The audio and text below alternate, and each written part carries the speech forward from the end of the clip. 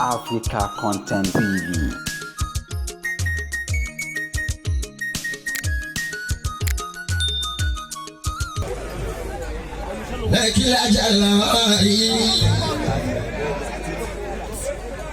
Nítorí alájà Ṣakiratu.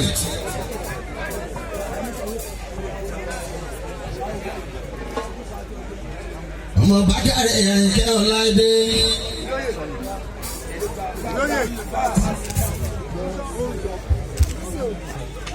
Aláṣẹ Civilized Property.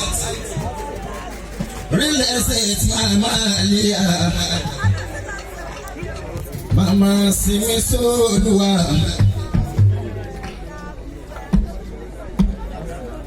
Mamolu Adamilare. Misha Ekorija Ekopelaye.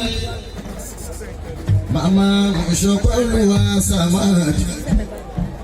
Lini ló ṣe ẹ̀mí àlùlé òun. Àwọn onísìlẹ̀ rògbò jáde. Àwọn onítòdè rògbò wọlé. Ọlápẹ́ rẹ̀ ni kò bá ṣáàmì náà. Ẹni tó ti ṣerú ẹ̀ kó ṣe àmì kò ní bàjẹ́. Ẹni tó jẹ́ràn rú ẹ̀ kó ṣe àmì ìrí akárí.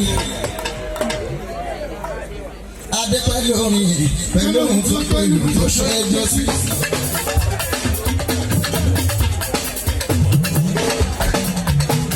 Ọlájà rẹ̀ wà adé pẹ̀lú orin pẹ̀lú ohun tó pẹ̀lú tó ṣe ẹjọ́ sí.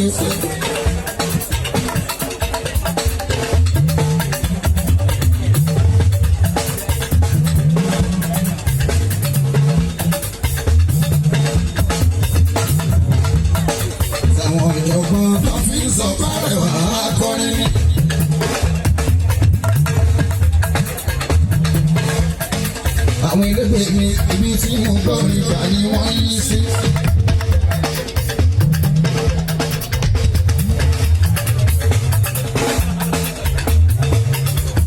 Òṣè Adélékè kò jẹ́ kórè yóò sọnù wọn dúró déédéé.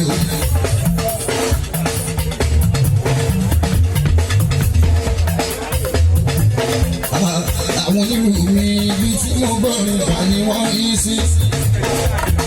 Gbogbo rẹ̀ máa gbọ́ bó ṣe fọ̀n bí ẹni wíjọ́.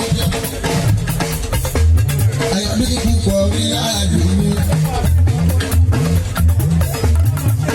Ìyàkúnlé kúnlé tó lù bá àti sákàrà. Tí kúnlé tó lù bá àti àpàlà. Adigun láì ló ní sákàrà mi. Káàdé olórí onílù mi ẹ jẹ́ kí n sọ̀rọ̀ ẹ fi gíná wọn.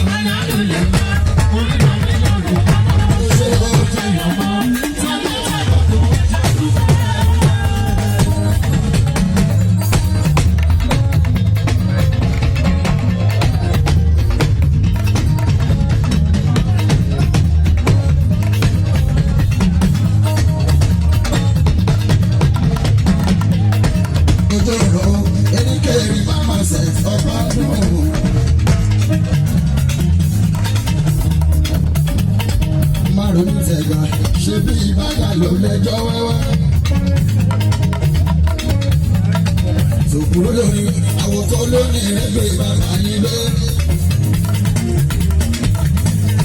Sàùtì mo ti bọ́ aṣọ tẹ̀rọ tí mo wọ̀ tẹ̀rọ kọjá.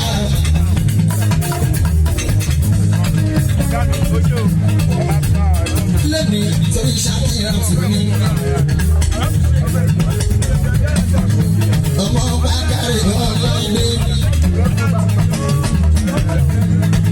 Àyìnkẹ́ mi ló gbé ọlá kalẹ̀ tí wọ́n ń ṣe.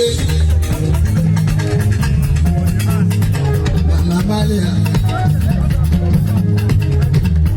Simi Soluwa Ṣakiratu Ọláìdé. Eléyìí kò wá ní jẹ́ kan tó kù fún ẹ.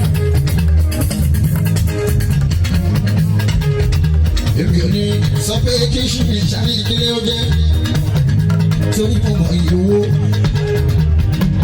Kódà ilé bàbá mi lẹ́yìn di ní ẹgbẹ́. Bó ṣe ti fẹ́ tó sáwọn ilé tèmi tí mo kọ́ mi ò jẹ́ sọ pé kí ṣì ní ilé bàbá mi mo ti lówó jẹ́. Ṣákìrà Ọláìdé eléyìí kò ní jẹ́ kọ́ tó mú fún ẹ kó akọ́ ìlú ọ̀hún tá a tún máa wá ṣe. Gbogbo abóyèrè tó gbogbo abóyèrè ọ̀hún tó bá mi ṣá mi. Àjọ fèrè gbàre ilé alára ló máa bá wa ṣí.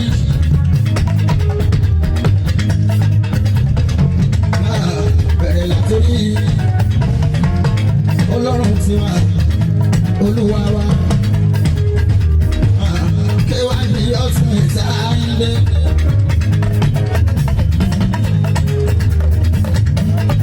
Lójoojúmọ́ kéwà lẹ́fín òwú àyàwó lẹ́nu.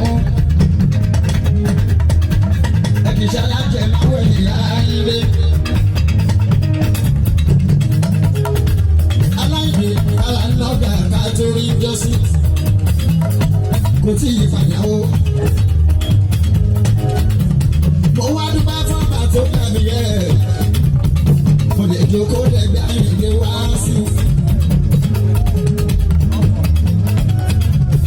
Tí bá bẹ̀rẹ̀ wọn gbé ìdílé. Ìjọ tí mo lè jẹ́ kú òde, àmọ̀lé tí wàá sí òṣè ní ọ̀pọ̀. Wọ́n ló mọ ìyá ara ẹ̀, mo ní iye mélòó ṣáláwa fẹ́ ní.